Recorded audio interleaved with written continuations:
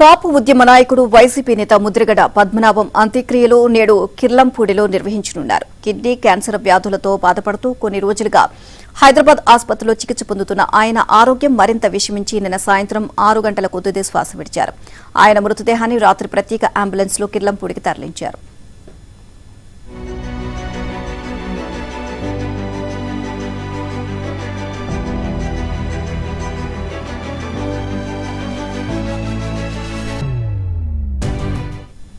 ఉమ్మడి తూర్పుగోదావరి జిల్లా కిర్లంపూడిలో 1953 జనవరి 22న ముద్రగడ జన్మించారు.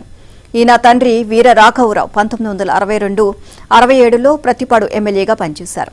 1977లో ఆయన హఠాన్ మరణంతో ముద్రగడ రాజకీయాల్లోకి వచ్చారు. జనతా పార్టీలో చేరి ప్రతిపాడు నుంచి 1978లో తొలిసారి ఎమ్మెల్యేగా గెలిచారు.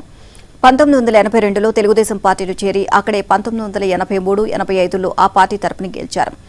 ఎన్టీఆర్ క్యాబినెట్లో ఎక్సైజ్ రవాణా శాఖల మంత్రిగా పనిచేశారు. అయితే మంత్రి పదవికి రాజీనామా చేసి ప్రజారక్షణ సమితి పార్టీ స్థాపించారు. తదనంతరం కేఈ కృష్ణమూర్తి, కె జానారెడ్డి తదితరులతో కలిసి తెలుగునాడు పార్టీని స్థాపించారు. తర్వాత ఆ పార్టీని కాంగ్రెస్లో విలీనం చేశారు.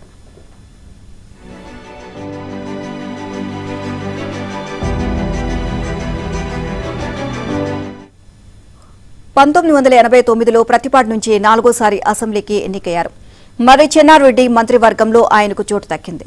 1994లో ముద్రగడ తొలిసారి ఓడిపోయారు. అనంతరం ఆయన కాపునాడుతోనూ బీజేపీతోనూ అనుబంధం సాగించారు. ఇక 1999 ఎన్నికల ముందు తిరిగి టీడీపీలో చేరారు. ఆ ఎన్నికల్లో కాకినాడ నుంచి ఎంపీగా ఎన్నికయ్యారు. 2004 లోక్సభ ఎన్నికల్లో మాత్రం ఓడిపోయారు. తర్వాత రాజకీయాలకు కొన్నాళ్లు దూరంగా ఉండి 2008లో మరోసారి కాంగ్రెస్ తీర్థం పుచ్చుకున్నారు.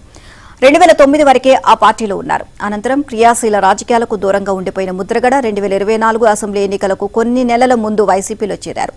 పిఠాపురంలో వైసీపీ తరపున ఎన్నికల ప్రచారంలో పాల్గొన్నారు.